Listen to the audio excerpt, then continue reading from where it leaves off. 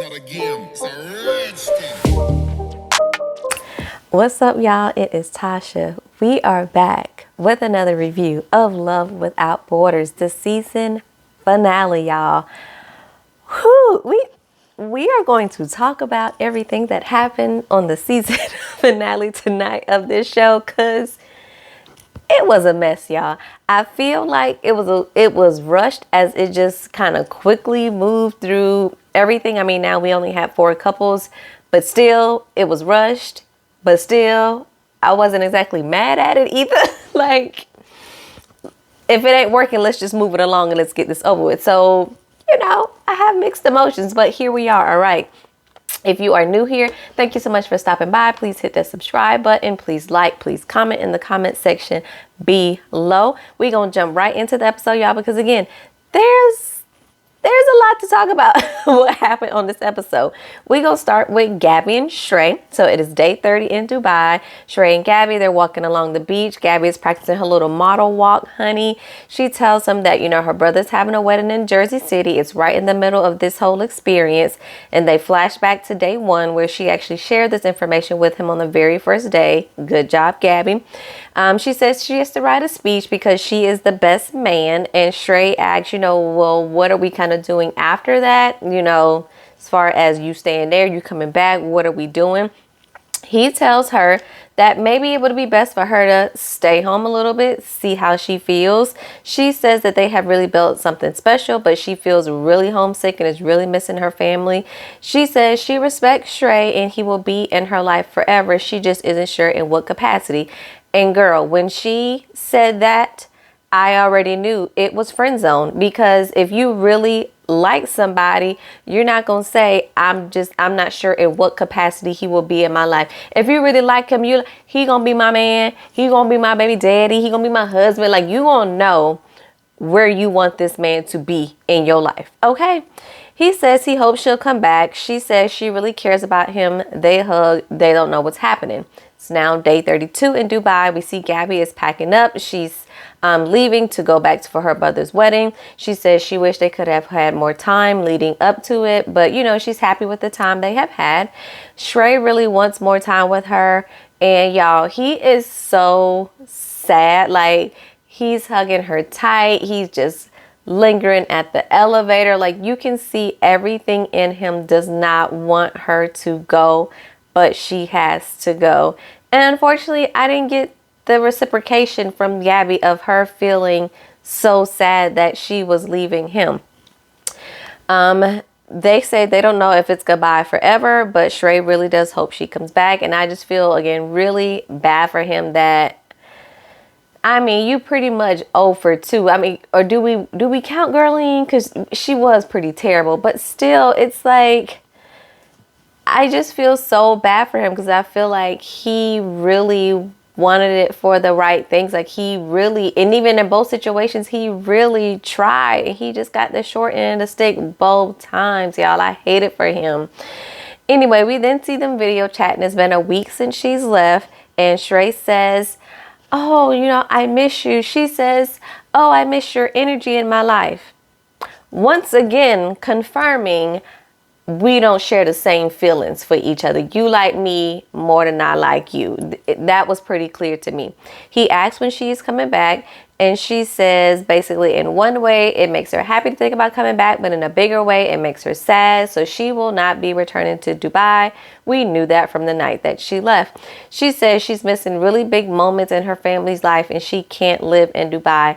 And in my mind, I'm like, well, girl, when you signed up for Love Without Borders, you knew you were looking for love in another country, which means you would be far away from your family. So why would you even participate in playing with somebody's feelings to get to know somebody in another country when you already know you don't want to be far away from your family? Were you hoping that you would just meet somebody and then you could drag them back to these ghetto ass United States and you wouldn't stay over there where they are? I'm just really confused, and I'm kind of upset with her when she said that at the end.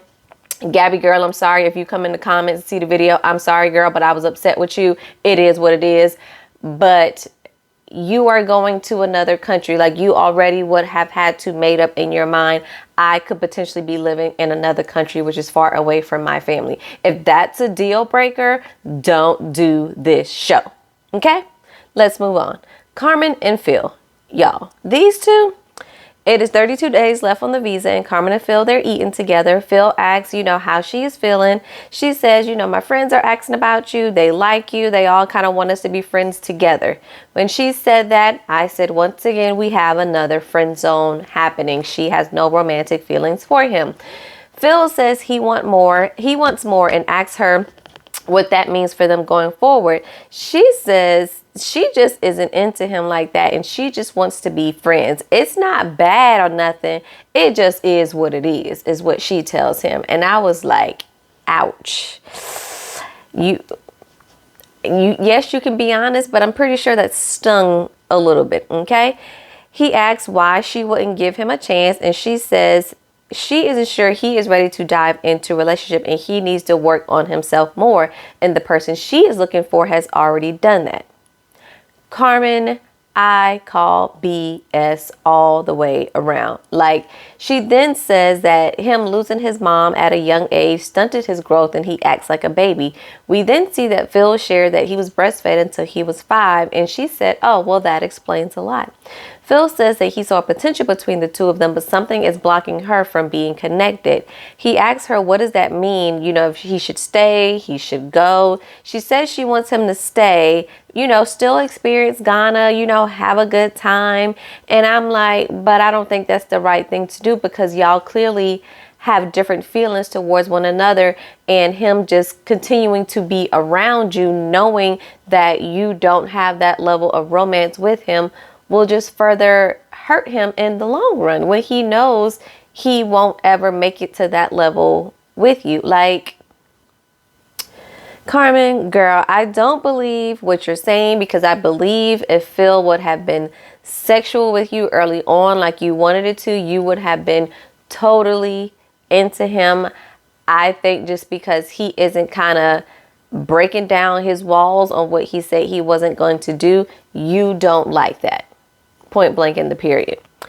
Anyway, it's now 31 days left on the visa, and we see a scene where it looks like Phil is packing his bag. So I'm like, oh, we have another one that's about to go home. He said the previous night he came to terms with where they were, and he says it's just not happening between the two of them. So he goes downstairs, he goes to talk to her and tells her that he just can't be friends with her.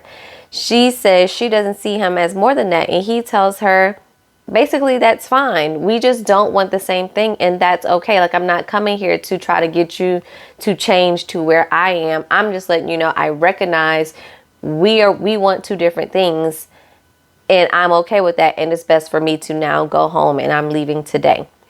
She says she is angry, and one of her issues with him all along has been communication. And I said, well, why are you upset? If you don't want a relationship with him, why are you upset that he is leaving? Like, I don't get it. He did communicate with you he was leaving. Yes, it was on the day of, but he didn't just leave and you went upstairs and just didn't find nobody there. That would have been a complete lack of communication. So I think she just wanted him to continue to chase after her, and now that she realized the chase wasn't happening no more, that made her upset. So she then goes upstairs to talk to him and tells him that she is hurt. She then starts crying because she says she feels cheated throughout this whole experience. And I said, girl, not you trying to blame him that you don't feel it for him like that. What is he supposed to do? Change himself to make you like him and want to be in a relationship with him? Carmen, girl, she says that friends just don't get up and leave the same day. And he says, listen, I'm respecting that you want to be friends, and I'm respecting where you are, and that's really why I am leaving. So she still starts crying. His voice starts to get a little bit elevated. She says she doesn't need him yelling. She tells him that he is being selfish. And I'm sorry, Carmen, but in this instance, I don't mind Phil being selfish, because he's being selfish to protect himself and his heart. You can't expect this man to put his feelings aside to stay here, be friends, and have a good time with you and your friends when he wants something deeper with you and you don't want that with him. It makes no sense for him to continue to stay here, be around you, be in your presence when you can't give him what it is that he wants. Like, that just does not make any sense. Phil then chases her back down because she leaves, and he tries to talk to her again, and he says he is on a certain path to start a family and they're just on two different paths right now. She said she wanted to find love. She prayed for it to work out and it just didn't because he isn't ready. And I'm so sick of her at this point saying that he isn't ready, because how is he not ready if he's sitting here telling you that he wants to be he wants to have more with you. He's ready to start a family. How does that mean that he's not ready? She said because he, didn't want to, he needs to purge himself of alcohol and sex. So basically that means he isn't ready. Carmen, what? Do you hear how crazy you sound right now? You sound crazy to say this man was not ready when he was the one who wanted to take it further with you. Make it make sense. Phil packs his things. Carmen says that this experience taught her that communication is big. And I say, yes, communication is huge, not just from him to you, but you to him as well, ma'am. Don't leave yourself out of it. Phil says he deserves love and he's just open to wherever the universe takes him. They hug and then he leaves. Aaron and Mael, let's move on. We have Naeem and Ori, I guess now. So he's meeting Ori for dinner and he is just so smiley every time he is around her. Like, he is just smitten with her. He asks if they were to, work out, how often would she cook? And she says basically in their culture it's for, her to cook most days. And he is completely shocked. And he's like, wow, I would help. And, sometimes you can come home, to dinner. I wouldn't really expect that. But he's like, that is a way to win me over. We talking about long term here. And I mean, I blame you. I want a man that can cook most of the time too. OK, she says that she really prayed for a godly man and then he appeared in her life and, talking about her apartment. Like, she was really talking as if she is ready for him to move all the way in and live with her honey. So he asks her what a healthy sex life looks like. And she says, are you talking about like how many times per week? And he's like, I'm kind of talking about how many times per day. Naeem, pump your brakes. Pipe down, calm down, pump your brakes, okay? But she says she is really feeling him, okay? He starts to try to teach her how to dirty wine, and she jumps right in, even at the restaurant. They even start making out at the restaurant and everything. And y'all know this is the exact opposite of how Chandra acts. And a little part of me thinks that Naeem used this as a little bit of a test for her to see if she would react the same way that Chandra did. Remember when he asked Chandra to dance when they was at the restaurant and she was like, nobody else is dancing, so I'm not going to dance. And if you try to get me to dance, I'm going to be upset. He probably tried to test Ori to see if she would have the same reaction or if she would just have fun. And she just went along with it. And I was here for it, honey. Okay. It's now 13 days left on the visa, and Naeem and Ori, they're going out on another date. Naeem says that the more time he spends with her, the more it just feels right, and he is in love with her. I said, you in love with her? It's been, what, 30 days? You in love with her? Whew, okay. He tells her that he wrote her a poem. He reads it. He says he has waited his entire life to meet her. He can't see his future without her. And this man gets on one knee with his white socks on and truly proposes to this woman. And I'm in complete shock, honey. I'm like, she's holding her hand over her mouth. And I'm like, oh my God, is she going to turn him down? Because again, it has not been long enough for y'all to now be getting engaged. But maybe I'm hating. Maybe it's me, not them. I'm completely shocked. She's completely shocked. She says, yes, I'm still completely shocked, child. Like, what is happening here? Naeem mama, like, I would love to see what she had to say. Like, give me an update on what mama had to say about this. But you know what? I'm glad it worked out for somebody on the show, even if it wasn't with the person that you were matched there with. At least you found love while you was there. Make the most out of a bad situation, honey. Moving on to Dana and Brian, y'all. It is day 48. Brian is coming home to Dana. They're revisiting the conversation they had before. And Brian, of course, is just trying to move past it because he doesn't really want to have the hard conversation and address the things that you need to when you have a real relationship. She says that he is a kind-hearted person. I disagree, but he is inconsistent and that makes her feel unsafe. And he says he disagrees. Brian, stop playing in our faces, okay? Dana has then come to him with the receipts, honey. She pulls up her paper where she has written down all the things he has said the past 48 days that have hurt her feelings. And I said, yes, Dana, let's get ready to read him for filth, okay? She talks about how he made a comment about her broad shoulders. He said that was a compliment. Where is it a compliment to tell a woman she has broad shoulders? Unless you're saying, ooh, your shoulders are so broad and it looks amazing in that dress and I absolutely love it. Is that the context? But it's Brian. So we know that is not the context of the situation. Dana says, y'all, Dana says, it's like looking at your penis and saying, oh, look at the little penis.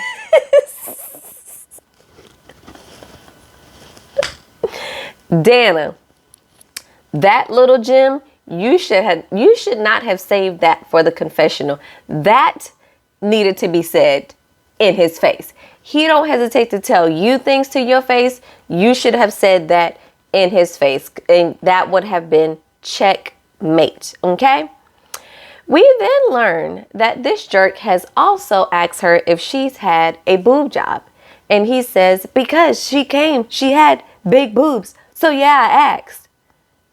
Brian, are you a 16-year-old little boy that, is this the first time you're seeing somebody with big boobs? Grow up. She says she feels hurt by the things he said, and he says that he thinks this gives some air to someone who is insecure deep down, and he thinks she is just blowing this way out of proportion. Now, myself, I personally would have already left weeks ago. But Dana didn't, so here we are. And because she didn't, I'm like, this was your cue right here to exit stage left. If nothing else told you to get out of here, this should have been the defining moment for you to exit stage left. I would have, thank you for your services. Have a great life. She tells him that his feelings are valid, just as his are. His feelings are not valid, Dana. Sorry, no, it's not. He says it feels like she is building a case against him, and he thinks she is insecure and attention seeking, and that she is a time bomb waiting to go off. I cannot. Gaslighting in the dictionary, his picture is next to it, because this man, it's like unbelievable. He is a typical narcissist, thinking that everyone is against him. He's the greatest thing ever. And then he ends up just leaving her there. And I'm like, Dana, if you don't go up them stairs and pack your ish and leave while he is gone, girl, just leave. There needs to be no further conversations. I would just leave and he would never hear from me again in this lifetime, okay? Or the next lifetime, okay? So we then see Dana. She's out on a bike ride. She tells us that she booked a hotel. She needs to step away, but because she really deserves someone who wants the best for her. We then see that Brian gets a video call from Erica, and she tells him that she spoke to Dana. He says he feels let down. He feels betrayed. He feels she is twisting his words. She's manipulating meanings, and she is really making him out to be a bad guy and playing the victim. Brian, everything that you described here is yourself and not Dana. Like, let's make that clear from the jump. All of this is you. You are twisting words. You have betrayed her. You're making it seem like she is not the victim in all this. This is you. You're describing yourself. He says, Erica's like, well, what does she get out of that? He's like, I'm not sure what she gets out of it. And, of asking all these things or saying all these things, is that how you create companionship? No, dumb. And that's not the case. Like, stop playing stupid. Well, I don't know if you're playing.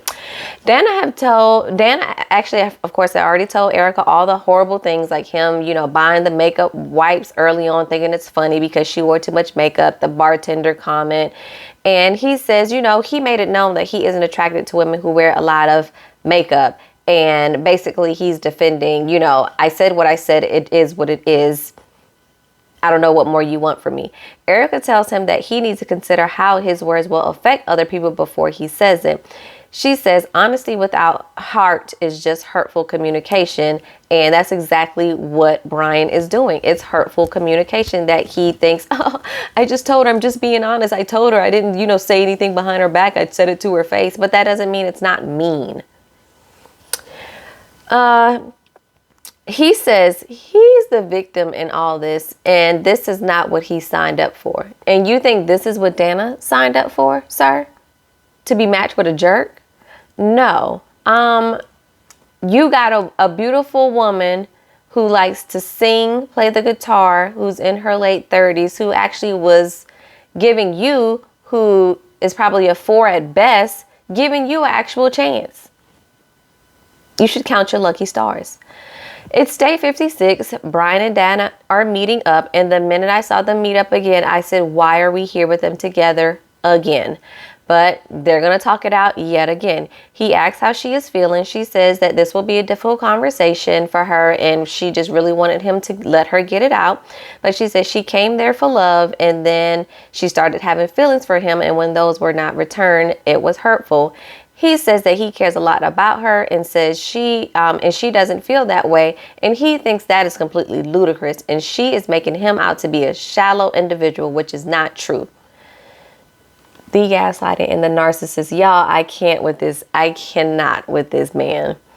He then shares some things he has written down, tit for tat. And he basically says all this BS, like the things that he was saying made no sense and had no relation to the issue at hand that they are having. Like, this is just typical of a gaslighter, to really just try to deflect what is actually happening and try to move you into this other universe of believing these things are happening when the reality is staring you right in the face. That's what he is saying. And Dana is basically reading my mind in the moment and says he's taking no accountability for what he has done. And he continues to say she is playing victim. Brian needs some serious mental evaluation.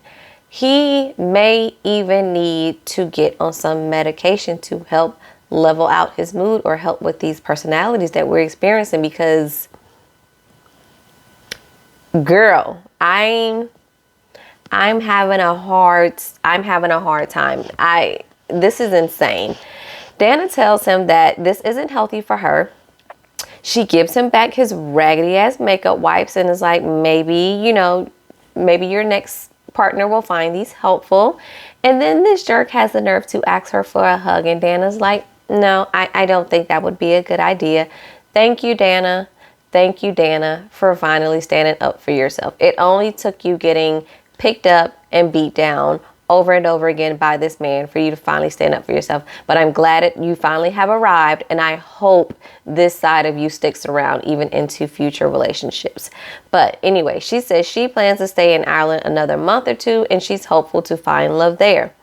So as the show wraps up, we kind of get little quick, really quick updates from everybody. So real quick, this is where everybody was whenever they did the update. Gurleen gives us an update. She's dating someone, and it is a woman. And I was like, that makes more sense. I see it. I understand why it didn't work out with Shrey. Shrey said he isn't dating anyone. He's taking a year off from dating, of course, unless Gabby comes back around. Gabby says she's the happiest she's been in a long time, and she's on the hunt for her dream man. Girl, okay. Aaron, he says he's been hanging out with someone, but that's it. Mael, he says he's back to normal. He's actually moved into a bigger place, but he's still single. Poor Mael. Phil says he hasn't spoken to Carmen since he's left. He's still celibate. He's still working hard on his music. Great for you, Phil. Carmen says she's focusing on her business and she is dating, and she looked amazing with her big curly hair. Like, Carmen is gorgeous. She just needs to work on her attitude and communication a little bit. Dana said, I was dating an Irish man and it was going good, but then that ended up being a fail, so I moved back home. Brian is still single, doubled the amount of chickens he has. Good for him. That's the only companionship he needs. Chandra, she is still single as well and still friends with that ex of hers, okay? And then to wrap up, Ori and Naeem, they are still together, child. He has moved to Panama and they are saving up for a wedding and they plan to get married this year. That was the plot twist that I don't think none of us saw coming when we first started this season. We knew pretty quickly him and Chandra wasn't going to work out, but it was not on my bingo card that Naeem would find love in Panama in like 30 days and be engaged and moved and be planning a wedding. Like, out of all the people in this whole experience, who would have known? Naeem would have been the one that was successful. But child, I'm here for it. Let me know y'all thoughts on this whole season, this series, as this was the very first season of this show. I kind of enjoyed Love Without Borders. It moved really quickly, which again, I don't necessarily mind. I would rather that than it just, drag something out for 15, 16, 17 episodes for no reason. I have mixed feelings on Erica because, of course, you don't ever know how these people presented themselves to be chosen for this show. But also I can appreciate Erica because I feel like almost in every moment that she had to call out somebody and call them to the carpet, she did not beat around the bush and try to make these people feel like something that they are not, or just feed them BS for the sake of making them feel good and for this TV show. Like, I really do like that part about her, that she was honest for the most part, from what I can recall from the show, other than her really leading Mael and Aaron astray. But other than that, she really was like, no, I'm calling you out on the BS and this is what you need to work on. So I would like to see a second season to see how this evolves. And see if we can have maybe some better matches going forward now that we've kind of got the first season over with. But let me know y'all thoughts and we will meet up in the comments below. If you watch Put a Ring on It on OWN, I've heard that is coming back in March. I did review, I think, the last 2 seasons, and I will review that again because that's a cute, quick little show that I don't mind getting into. But thank y'all for riding with me for Love Without Borders on this very first season. If it comes back, I will be back to talk about it because I didn't mind reviewing this show. It was a little bit of a breath of fresh air from me moving on from Married at First Sight because, child, I hear that's still a train wreck over there, okay? Anyway, thank you so much for tuning in, and I'll catch y'all in the next video. Peace.